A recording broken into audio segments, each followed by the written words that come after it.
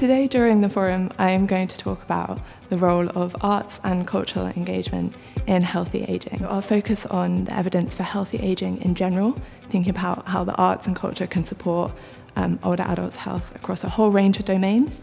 And then I'll talk about some evidence specifically for reducing the risk of dementia, as well as depression, improving wellbeing, and then finally moving on to the role of the arts for longevity. So there's actually very little cross-cultural work looking at the role of arts and cultural engagement across different countries. That actually the benefits for health and well-being for older adults are really robust.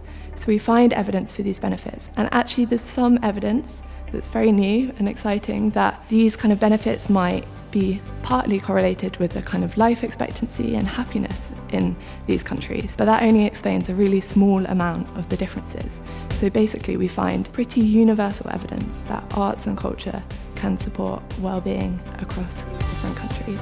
They show the real importance of enabling older adults to engage in a whole different range of arts and cultural activities, whether that's by making these activities widely and freely available to everyone in the community, whether it's thinking about how we can make them cheaper and more accessible, enabling people with kind of existing health problems to access these activities. It also supports the development of schemes such as social prescribing or arts on prescription. And this is where older adults are referred to a range of different community-based activities, often by medical practitioners, but not always, to kind of support their health and well-being.